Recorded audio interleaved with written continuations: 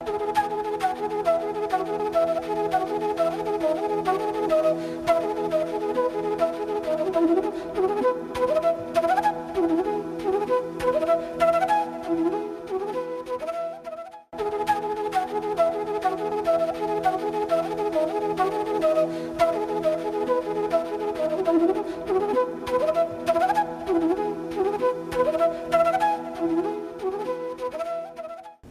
afternoon. Welcome to EduSet Network.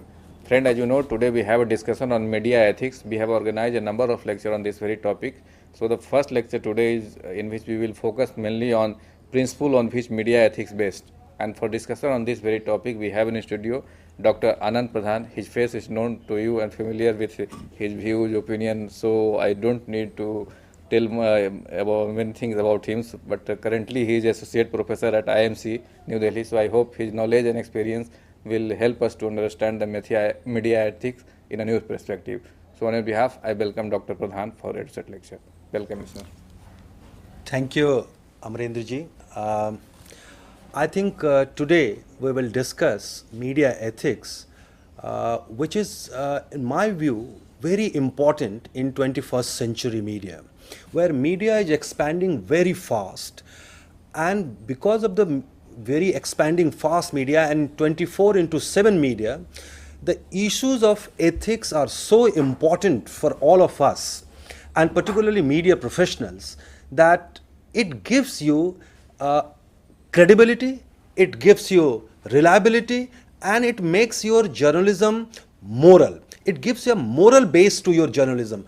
And any journalism which you think is important, you think our media should play its role as a watchdog, if you think media should play its role in society, it should be ethical journalism. It should always focus on ethics. And ethics are very important in media.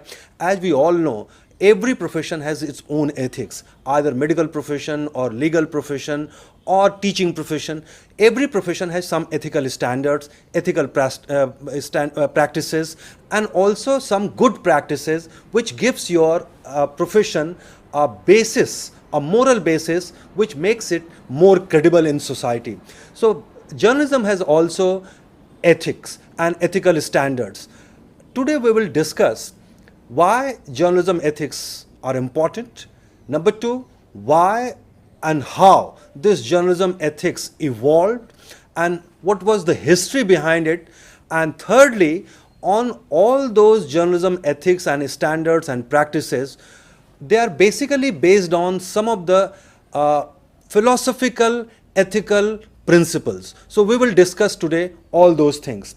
Let us first discuss the most important thing about ethics. Why ethics are so important? Because, as you all know, the ethics and the study started more than 205 years ago in basically ancient Greek and many other societies.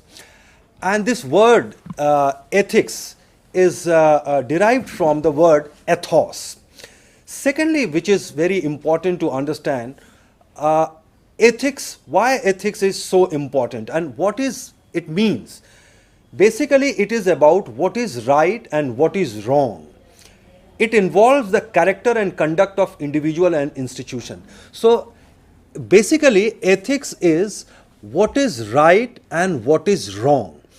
It's basically related to our everyday behavior, individual behavior as well as behavior of institution. Thirdly, it's very important to understand, basically ethics is also a branch of philosophy dealing with moral aspect of life. And we all must understand that basically ethics is non-mandatory principles and guidelines that a person or a group may decide to follow, that direct decisions generally related to behavior affecting other persons or group. So, in nutshell, it is basically what is right and what is wrong. Secondly, it is basically related to or it is a branch of a philosophy.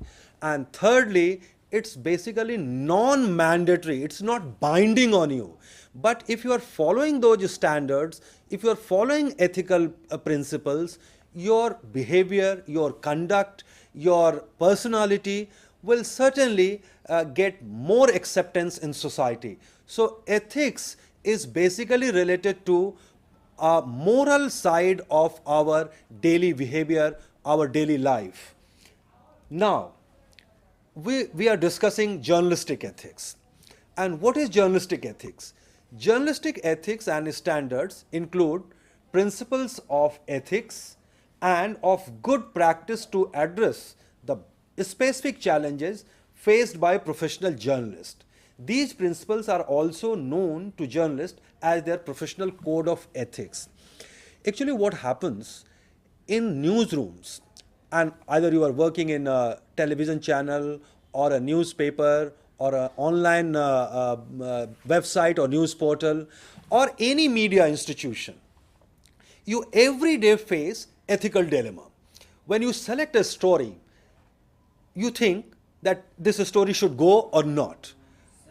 What would be the consequences of this story? How this story is going to affect the society? How this story is going to affect the different stakeholders of that story? So you face always such dilemmas. And in newsroom, because now we are dealing with society, in society there are so many things happening, and when you try to project, when you try to report those stories, you face those dilemmas related to with those stories. And while dealing with those dilemmas, how to resolve those dilemma, you generally consult your ethical principles and also code of conduct. So every newsroom, every news organization, every journalist follows some code of conduct. Code of conduct is very important for any journalist, for any news organization. Why it is important? It is important because it enhances credibility, reliability, and reputation of journalists and their news organization. And you know, any organization or any journalist who is working in society cannot work without credibility. Credibility is so important. In fact, no news organization can survive in society without credibility. Credibility is basically unique selling point of any news organization or journalist. Why you like some newspapers most? Why you like some journalists most? Because they have more credibility, because you know that you can rely on them. Because if you are receiving information from newspapers or television channels or news portals or radio station, you generally think that this newspaper or radio station or a television channel is more reliable, more credible. Because in this world of information bombardment, because now we have so many sources of information, so many platforms of information, because of this bombardment of information, as a consumer of information, we want reliable information, we want credible information. So when a journalist or news organization follows certain ethical principles and code of conduct, it gives those organizations and journalists credibility, reliability, and also enhances the reputation of that organization. And it also, when you follow certain ethical guidelines and code of conduct, and because it gives you credibility, it enhances the reputation of your news channel or your newspaper. And when your channel or newspaper have more reputation in the society, it also do good business. So it also not about just about ethics, it is about business also. If your news organization wants to do business, good business in society, it must be credible, it must be reputed, it must be reliable. Secondly, why it matters, it ensures freedom and responsibility. Because as you know, media enjoys freedom of speech and expression. And freedom of speech and expression, as you know, it is guaranteed in our constitution. It is the cornerstone of democracy. In no democracy can function without freedom of speech and expression. But it always involved certain kind of responsibility, certain type of responsibility. No freedom comes without responsibility. So when you start following journalistic principles, journalistic ethics, journalistic code of conduct, it also ensures freedom with responsibility. Thirdly, and I think it's again very important, it gives professional satisfaction to the journalist and news organization. Why you work as a journalist? You work as a journalist because it gives you professional satisfaction. And when you work as a professional journalist and you follow ethical principles, when you follow a code of conduct, it gives you satisfaction. Why satisfaction? Because, as you know, as we have already discussed, ethics is basically what is right and what is wrong. So when you follow right things, when you do certain things which you think are right, it gives you immense pleasure. It gives you immense satisfaction. So if you are following journalistic norms, journalistic ethics, it also makes you more happy. And finally, again, it's very important, it ensures and it limits governmental intervention. As we have already discussed, freedom also demands responsibility. And if you want to enjoy fruits of freedom of speech and expression, you must be responsible. And in a society where governments always try to curb freedom of speech and expression, here, because you are following certain code of conduct, because you are following ethical norms, because you are following ethical principles, government has no scope to intervene. Government has no scope to regulate you. So it also limits the possibility of government intervention in freedom of speech and expression. These are the four very important reasons why any news organization or journalist should follow ethical principles, ethical guidelines, and code of conduct. Now, we will discuss how this journalistic ethics originated. What is the history behind it? Actually, the origin of journalistic ethics and the debates and discussion related to ethics of journalism started in early 1920s. This was the time when we all know it was the time of mass press, when press or the newspapers have started circulating more and more. It started reaching to the general masses. It was not just an elite product, but people have started reading because of the growing readership in US, in Britain, and many other European countries. So at that time when press started diversifying, when press started reaching to the common masses, at that time there was also a debate about yellow journalism. As you all know, to get maximum circulation, some of the proprietors and journalist editors of the newspapers in US have started following sensationalism. They have started using gossips as a news. They started manufacturing of news. And so because of these things, debate started about professional ethics, about ethics of journalism also. So finally, after all those debates about yellow journalism and the growing and the declining standards of journalism in 1920s, finally in the US, in around after Second World War, a commission was constituted under the chairmanship of at that time the then Vice Chancellor of Chicago University, Robert M. Hutchinson.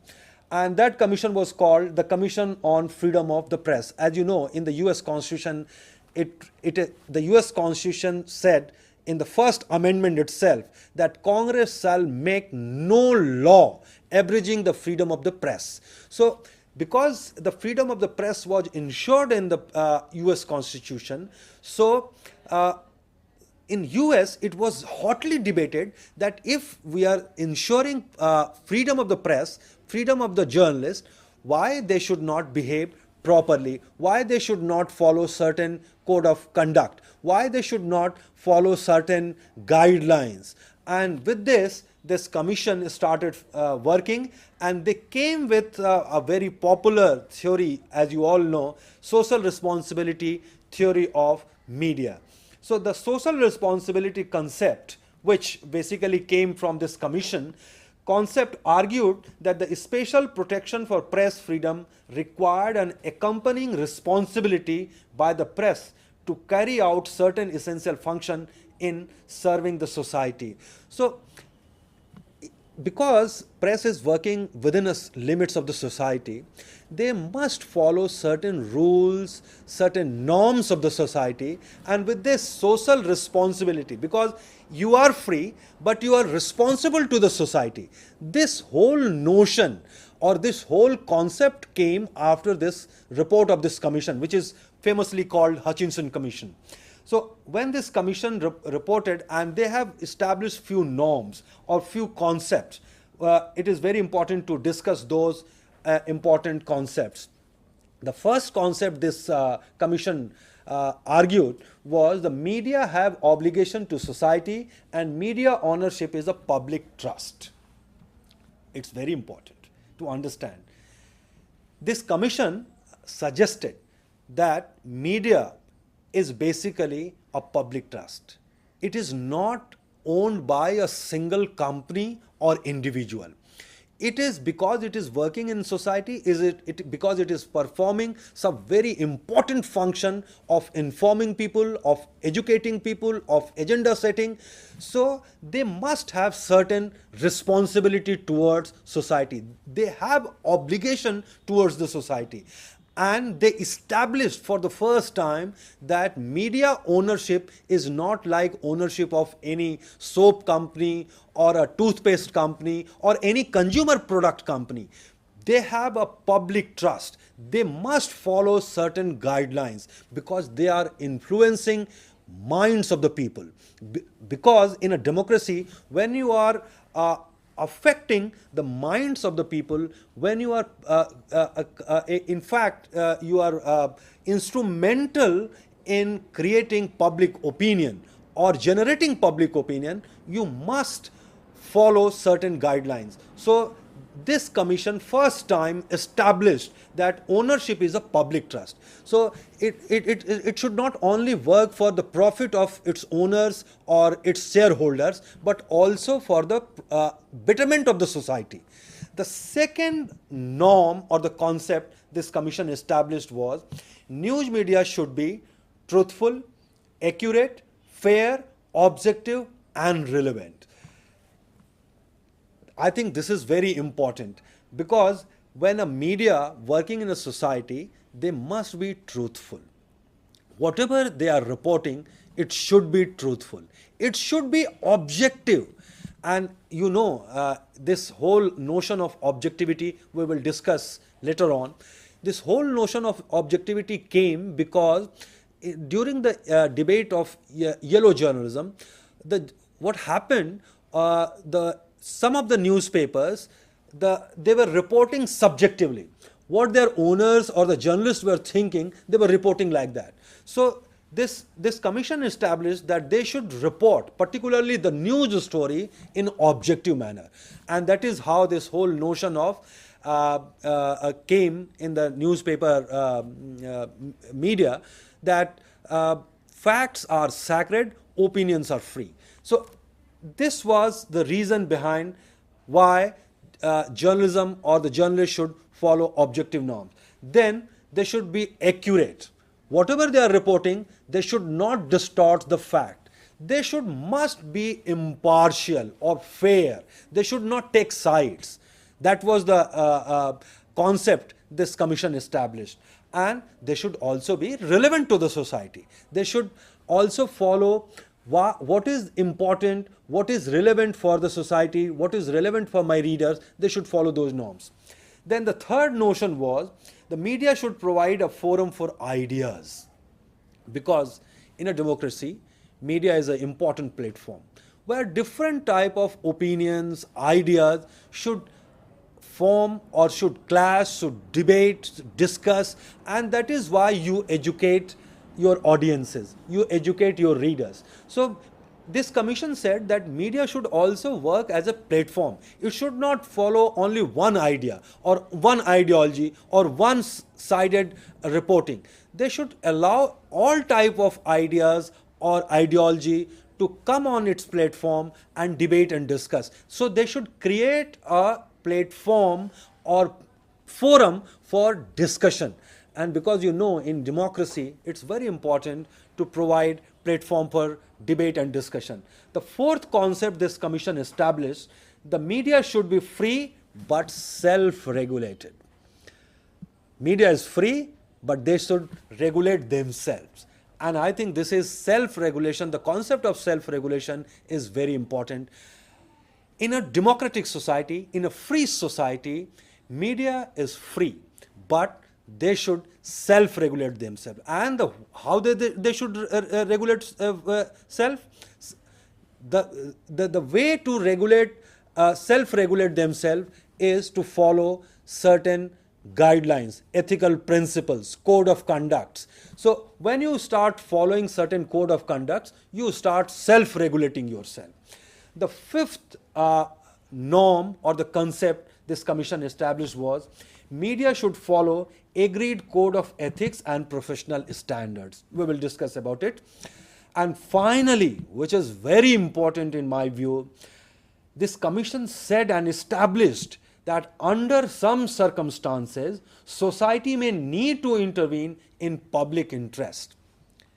This is very interesting because they said, yes, you are free and we must ensure your freedom of speech and expression. But there may be certain conditions, there may be certain circumstances, maybe in emergency situation. In those situations, society may need to intervene and may sometimes curb your freedom of speech and expression. Sometimes they may impose certain restriction on freedom of speech and expression. So I think these 6 important features or objectives or the norms established by the social responsibility theory of mass media established the background in which the media ethics and code of conduct evolved. Now we will discuss certain journalistic ethics, and you all know, we have already discussed, these are few of the journalistic ethics all journalists and news organizations should follow. Truth and accuracy, objectivity, impartiality and fairness, serving public interest, working for greater common good, which means you must work for a large number of the people, you must follow greater common good in society, personal integrity and honesty. All journalists should follow honesty, personal integrity, respect for individual privacy, independence from vested interest, which means a kind of all journalists and news organizations should avoid conflict of interest, respect for law and universal human values, and finally moral decency and good taste. These are the few journalistic ethics. There are some others, but these are the main and prominent journalistic ethics. But we will discuss each and every journalistic ethics in detail with what it implied for the journalist in detail later on. But let us first discuss what are those principles on which these media ethics are based. And as you all know, principles of journalistic ethics, they are basically principles of ethics. As you know, the ethics is basically a branch of philosophy. So all these ethical principles are basically came from ethics and form the basis of journalistic ethics and norms. These principles are useful because they provide a philosophical foundation from which to analyze ethical situation and make right decisions.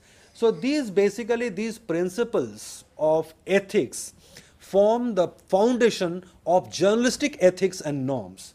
What are those principles? Let us discuss one by one. Some of the important philosophical ethical principles we will discuss. First principle is basically principles of golden mean, which means Madhyam Marg or the Madhyam Marg of Buddha. Principles of golden means, it's basically argue that moral virtue lies between two extremes, and the golden mean stresses moderation as opposed to extreme or excesses. Which means when you face ethical dilemmas, you always follow middle path. According to this philosophy of Madhyam Marg, you should not follow both extremes, either this extreme or that extreme. In fact, when you face ethical dilemmas, when you face certain situations where you have to take decisions in newsrooms, you must follow middle path. And that is what they call golden mean. The Greek philosopher Aristotle noted that too much food as well as too little food spoils health. So moderation is the key.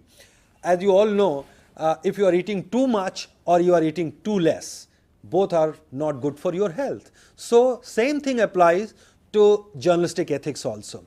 If you are doing certain things too much or if you are doing certain things too less, then it's not good for journalism. It is not good journalism. So always follow moderate path. So moderation is the key. In ethical dilemma, the proper way of behaving lies between doing too much and doing too little.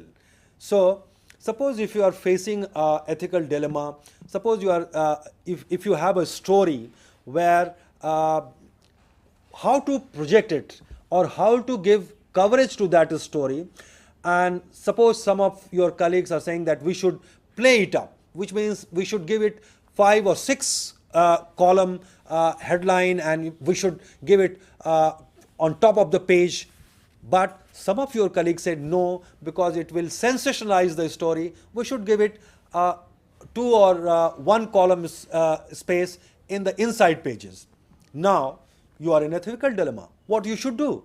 In that case, you follow moderate line, which means you should not give it 5 or 6 column, but you should also not give it 1 or 2 columns. So in between, you must give it 3 column space in proper way, not very highlighting it, not making it sensational, but making it more sober. So this principle of golden mean or Madhyam Marg argues that you should follow moderate path.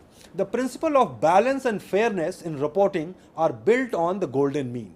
So when we journalists are said or asked to follow balance and fairness in journalism, which means when you are, suppose if you are reporting about a conflict, in conflict there may be 2 sides. So when you are following a report, or if you are reporting a conflict where there are 2 sides, you must follow a balanced path. You should not take sides with one side. So golden mean suggests that you should take middle path, which means giving space to both the stakeholders or both the sides. So when you are reporting, you must follow balance. You must be fair to both sides, which means you are not taking sides, and you are reporting both sides according to their newsworthiness, according to their importance in the story, and not with any other consideration. So always try to keep a balance between necessity of informing the public and the need to preserve public safety. It's again very important, because when sometimes you may face, like suppose if you are reporting, particularly countries like India, it's very important to understand, because we are a multicultural, multilingual, multi-religious society, where there may be certain times some lingual, some religious, some type of conflicts. And in those conflicts, as journalists, how you should report. This principle or this ethical principle suggests that in those situations, you have to balance between, on the one side, you have to inform the public. You cannot just hide that story from the public. You have to report about that. Suppose if you are reporting a communal riot, you cannot hide that incident from public. You have to report that incident to the public, but On the other hand, you have to think how to maintain public safety, public order. So you should not report in a way which incite people, or which incite violence in the society, or which incite some section of the society. So your reporting must be a very sobering one. So this is the principle of golden mean, which means you try to balance between these two important consideration while reporting. On the one hand, you have to report, you have to inform public. On the other hand, you have to also maintain calmness, you have to maintain public order in the society. Now the next one, the categorical imperative. It's again very important, but it is a bit different from golden mean. The categorical imperative, according to the German philosopher Immanuel Kant, what is right for one is right for all. To measure the correctness of our behavior, Kant suggests that we act according to the rules that we would want to see universally applied. The categorical imperative is more concerned with the process of making an ethical decision than with the outcome. On the one hand, in golden mean, it is said that moderation is the key. Here, Immanuel Kant suggested that what is right for one is right for all. So, which means it should be whatever you are following, or whatever, how you are dealing with ethical dilemmas, it should be rule based. What Immanuel Kant suggests, that when you are faced with a dilemma, you must follow certain rules, and that rule is developed as which must be applied across the all newsrooms. That which means, in a simple manner, it should be followed by each and every news organization and journalist. Why? It means also that when you think that this is right, you must follow, whatever the consequences may be. You should not think about the consequences. If it is right, it should be right for everyone. And what you think is right for other people, it must be right for you also. What you think that other people should follow, sometimes what happens that in certain situation we think that these rules must be followed by others. Suppose if you go to buy tickets, railway tickets, and you are in queue, and certain people came and they directly go to the counter, you immediately it annoys you because they are not following rules. So when you think that if you are following a certain rule, other people should also follow rule, which means if other people are following that rule, you should also follow that rule. So Immanuel Kant, categorical imperative, he said that what is right for one is right for all, and everyone should follow it. In Kant's formulation, categorical means unconditional. No extenuating circumstances, no exception. So there should be no exception for these rules. Right is right and should be done, no matter what the consequences are. The categorical imperative are discovered by the examination of conscience, which informs us what is right. If after performing an act we feel uneasy or guilty, we have probably violated our conscience. Which means, according to Immanuel Kant, when you do something and you feel guilty about it, you have done something wrong. He said that if you are doing certain things and if you think that this is right, you must follow it, whatever the consequences means. So according to Kant, in certain rules, suppose if you are reporting a story about corruption, that story is going to hurt somebody. Yes, that may hurt some people who may be in power, but if you think that this is right, you have to do this job. If you have, as a media person, if you have to perform the watchdog role, you have to do it. Then you should not worry about the consequences. You must do that story because you are performing a duty a journalist is supposed to do in society. So, in categorical imperative, it is important to follow what you think is right for you is right for all, and what you think right for others is right for you also. Now, the third principle, the principle of utility. Modern utilitarian thinking originated with the 19th century philosopher Jeremy Bentham and John Stuart Mill. According to the basic tenet of utilitarian formulation, we are to determine what is right or wrong by considering what will yield the best ratio of good to bad for the general society.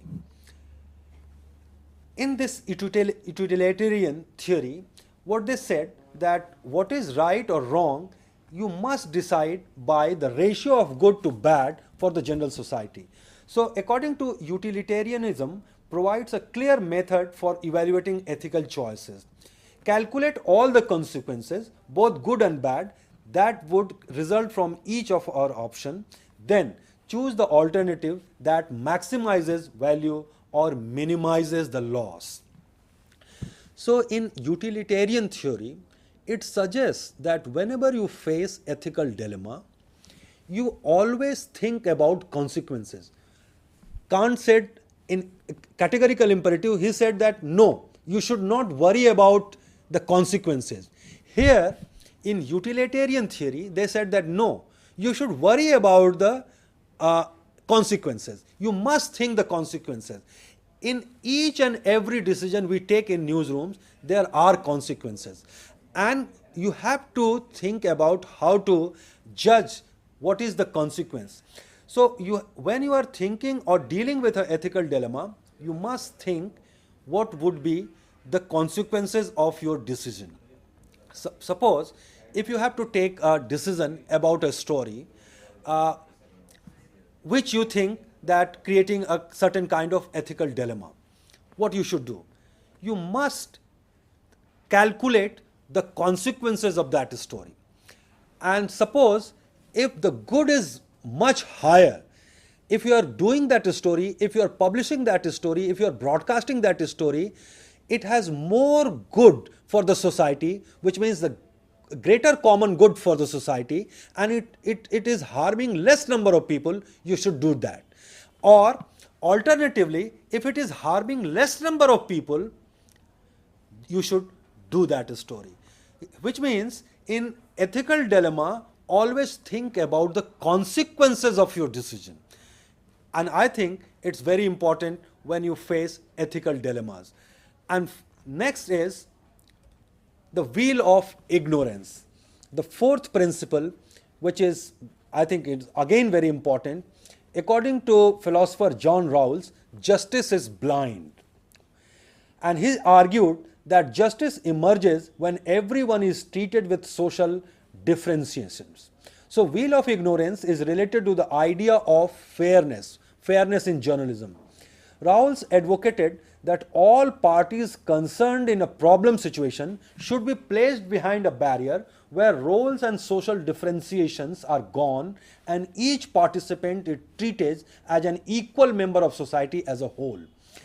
In another sense, wheel of ignorance suggests that we should structure our actions to protect the most vulnerable members of society. So, what this wheel of ignorance suggests in ethical dilemmas, that you should treat each and every person equally. You should not go by their social differentiation, that he is rich, he is poor. You should treat them equally. And for doing this, he suggested that you should put everyone behind a barrier where all social differentiation should go, and you should treat them equally. As we all know, the goddess of justice is blind. So, goddess of justice is blind because she has to do justice with each and everyone. So, in ethical situation, in ethical dilemma, basically what it suggests, we should be fair to each and everyone. We are reporting in a society where there are so many social differentiations.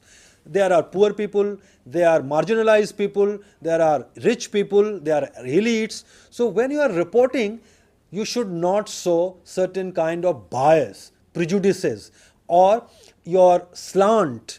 So to avoid that, you must treat each and every stakeholder of your society story equally. And for doing this, you will ensure fairness or impartiality, and that is how this whole idea or whole notion of fairness came from, this wheel of ignorance or the philosophy of wheel of ignorance. That is why this is very important in society. The next thing is harm limitation principle. Again, it's very important in journalism. Harm limitation deals with the question of whether everything learned should be reported, and if so, how.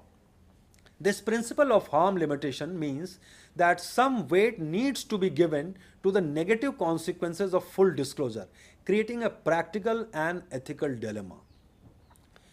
This harm limitation, as you all know, the freedom of speech and expression gives us freedom to speak our mind, but it also imposes certain type of restrictions. And that restriction, as noted philosopher John Stuart Mill himself suggested, that freedom of speech and expression must follow a no harm policy, which means the restriction should be you should not harm somebody, you should not do harm to the larger common good of the society. So in certain situation, all journalists and newsrooms face certain dilemma, that in certain situation, if you have a story, suppose if you have a story about which you think if you are going to publish, it may create unrest in the society, what you should do? Because you have to inform the people also, and on the other hand you have to ensure public order in the society. So what you should do? Harm limitation principle suggests that you must think what will be the consequences of your decision, and your decision must be based on limiting the harm for the society. You should not harm the society, because you are working for the society, you are working for the betterment of the society, you are responsible citizen of the society. And so when you are working as a journalist, you are working in a newsroom, if you have a story which may harm your national interest, which may harm the peace and tranquility in the society, which may harm communal harmony of the society, so in those situations you must consider, you must ponder about it, and before publishing those story, you must think about the consequences. Same thing applies with when you are reporting about victims of communal rights. If you are reporting about the victims of rape, if you are reporting about the victims of child abuses, in those situations, what you do? You generally hide the face of rape victims. You give a kind of protection to the children below the age of 13 or 14 years, because that gives them a kind of protection in the society, because they are vulnerable in the society. If you are opening the identity of those victims, you are doing harm to them. So in those situations, you must follow certain harm limitation principles. And there are so many harm limitation principles. The Society of Professional Journalists Code of Ethics offers the following advice, which is representative of the practical ideals of most professional journalists. According to these harm limitation principles, show compassion for those who may be affected adversely by news coverage. So while reporting about your stakeholders or about your subjects, you must show compassion for those who may be affected adversely by news coverage. Use special sensitivity when dealing with children and inexperienced sources or subjects. Be sensitive when seeking or using interview or photographs of those affected by tragedy or grief. Recognize that gathering and reporting information may cause harm or discomfort. Pursuit of news is not a license for arrogance. Sometimes journalists think that they are God. They can do anything. Sometimes, particularly when people are in grief, when they are facing tragedies, and it's very common nowadays, but I think that is not a good journalism. When you reach people and they are going through a trauma, and you go and put mic in their mouth and ask them, how do you feel? These are most nonsense thing when a journalist do such things. So I think recognize that gathering and reporting information may cause harm or discomfort. Pursuit of the news is not a license for arrogance. Also, recognize that private people have a greater right to control information about themselves than do public officials and others who seek power, influence, or attention. Which means you must respect the right to privacy of individuals or private people rather than the right to privacy of officials and other who seek power, influence, and attention. Only an overriding public need can justify intrusion into anyone's privacy. So good taste, avoid pondering to lurid curiosity. Be cautious about identifying juvenile suspects or victims of sex crimes. Be judicious about naming criminal suspects before the final filing of charges. Balance a criminal suspect's fair trial rights with the public's right to be informed. And now you know this whole idea of media trial.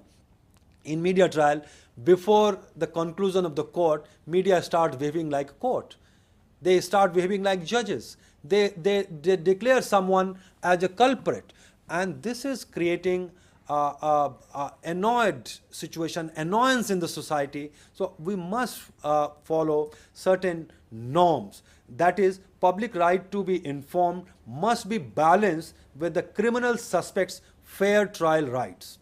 So these are few of the principles on which all journalistic ethics and norms are based.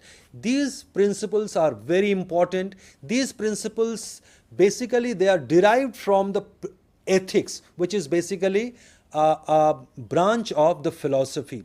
But they are also basis or foundation for the journalistic ethics and norms. So this was the whole discussion related to certain issues related to the media principles or ethical principles on which all the journalistic ethics and norms are based. Now, I would like to conclude here and request Amren ji, if you have any question or comment on this issue, you may ask.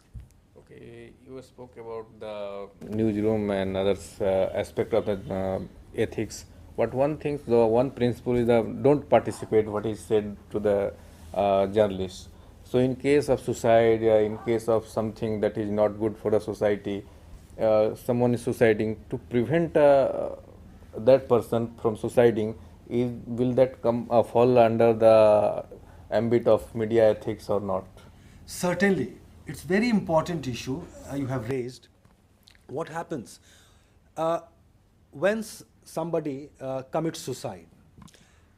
You have to report that story also, because as a journalist you have to balance between, on the one side your job is to inform the public, on the other hand you have to also think about the consequences. So what journalism ethics suggests, that if you are reporting suppose people committing suicide, your reporting should not encourage others to follow the same path, but on the other hand, it should discourage people to follow that path. Your reporting should be like that it should not glamorize the whole thing of committing suicide. Committing suicide is a kind of reporting which requires a lot of sensitivity, as this norm suggests, the harm limitation principle or the golden mean or the principle of utilitarian thinking, that you should always be very sensitive to the victims of suicide. And also about their families. When you are reporting about someone who is committed suicide, think about the grief and tragedy of their families. If you are reporting, and if you are reporting in a sensational manner, if you are giving some motives behind that, suppose sometimes what happens, people, or particularly the young people, due to many stresses, they commit suicide. But when you start giving certain type of motives behind that, when you start manufacturing stories behind that, then it's, I think, you are crossing the limits, which all journalists and newsroom must follow. What you talked about the after committing a suicide, my precise question is, should a journalist prevent the person from committing suicide, suppose if he is present at that moment there? Oh, I think as a citizen, journalist is journalist, of course. He's a journalist. But before journalist, he's also a citizen. Yeah. And as a citizen, we suppose if any citizen who is there and somebody is committing suicide or about to committing suicide, it's your responsibility to prevent him, to discourage him, to try to persuade him not to do such things.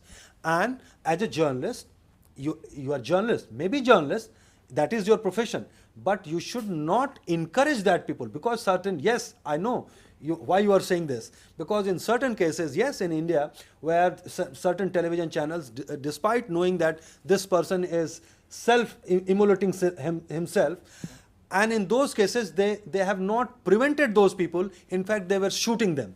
And this was severely criticized. In fact, recently, the News Broadcaster Association of India, they have decided that they will not run such stories on television channels, because sometimes what happens, this creates a bandbanger effect. When you start reporting that people are committing suicide, or people, because of their certain grievances, they are self-immolating themselves, in those cases, certain numbers of people are also persuaded to do such thing as a measure for forcing their demand on administration.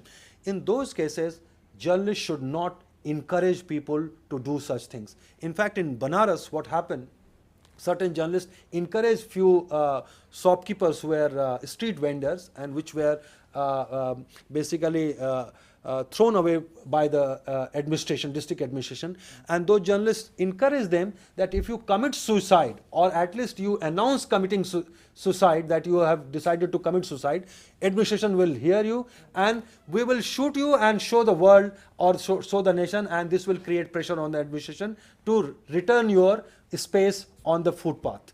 And they committed suicide. 4 of them died on the place. So finally what happened? Administration filed cases against those journalists who encouraged those shopkeepers for committing suicide. So in certain cases, as a journalist, you should not encourage people to do such things. In fact, you should rather you should do to discourage people. You must try to prevent those people from committing suicide. Okay.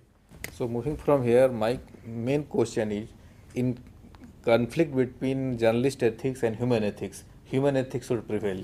Of course, because as we have already discussed, all these journalistic ethics are basically based on human ethics. Human ethics are most important, because without human ethics, no journalism can work. Because all journalistic ethics and principles are basically based on human ethics. So this particular question is in regard to, suppose accident took place, and persons are reeling under pain and this. So when the journalist goes there, what they do, they don't mitigate or soothe the pain. Also help them. What they do, they just shoot and send feed to their channels and that. So in that case, a news broadcaster or whatever, are they suggest them something, take an action, just it comes under the ethics? Amarendra ji, here you have to understand 2 things. On the one hand, he is a journalist. He has a professional job to do, and that job is also to inform public, which means about an accident, about a certain disaster, you have to report about that. Certain fire accident or maybe a train accident, you have to report that. So I think you have to balance between these two. On the one hand, you have to report that, and on the other hand, you have to also help them. And in certain cases, I will give you examples. Like in certain train accidents or certain other accidents, what happened? The journalists have also reported about. They have shot it. They have reported it about it. But they have also given helpline numbers. They have also given the names of the people. They have they have on their channels. They have shown that these people are you if you possible. They have also telephoned their family members. So in certain way you can help, but you cannot replace the doctors. You cannot replace the professional rescue people or the work of fire tender or firemen. If you are reporting about a fire accident, firemen will come and they will douse the fire. But as a journalist, if you possible, you also shoot that and you also try to help them. So you have to balance between these two things. Right. Okay, the last question I'd like to ask you. A few days back in Mumbai, traffic police was set ablaze by the auto driver. Now, what happens, you might be aware of the facts. So, that event has not been highlighted in a newspaper or in channels. So, how a media ethics can look at this issue? Can you bit elaborate about that incident? Yeah, the incident was the traffic person asked about the papers and all that. He was not able to produce at that time because he was not having. So he demanded money and he gave to him. Fine. And after driver went and brought some kerosene oil and 2 bottles and pour over his the traffic police and then set ablaze and fled away. I think this has not come to the media, but this happened. I think only a few lines. This is a very serious case, and media should report it. But I think media should not only report it, but also go inside the psyche of that person. Yeah. Why that person has done this, and what was the reason behind this. So I think the role of media, as we all know, media ethics, why we are discussing media ethics, that media ethics makes your journalism more credible. It makes your journalism more reliable. And what in a democratic society, we expect too much from media, because media playing very important role in society, in a democratic society. So we expect so much from media. Yes, there are so many cases where media have not functioned properly, where media have deviated from certain norms and code of conduct, and it created a kind of situation where people, and particularly the audiences, are not very happy with the media. And that is why in recent years, particularly in recent months, even in the parliament, they have debated and discussed about this issue, and the government is thinking to bring legislation to regulate the media. So when we will discuss about the regulation of media, why we need regulation, we will discuss about it. But I think it's very important issue, and it is because our expectation from the media. So this will come under regulation, not under ethics. Regulation is also part of ethics, because what we believe that ethics are not mandatory ones. It cannot be enforced. It should come within yourself. Right. You must self-regulate yourself. But when you are not following rules, if you are not following certain norms, then in that case, government has to intervene. Even the society has to intervene, as the social responsibility theory established, that in certain circumstances, society may have to intervene in your freedom of speech and expression and impose certain restrictions. So in such situation, regulation may come. So, well friend, Dr. Anand Pradhan explained the media principle in detail and tried to explain with examples. So I hope this lecture must have benefited you. So I thank all of you for watching the lecture, and on your behalf I thank Dr. Anand Pradhan for giving such a wonderful and insightful lecture. Thank you very much.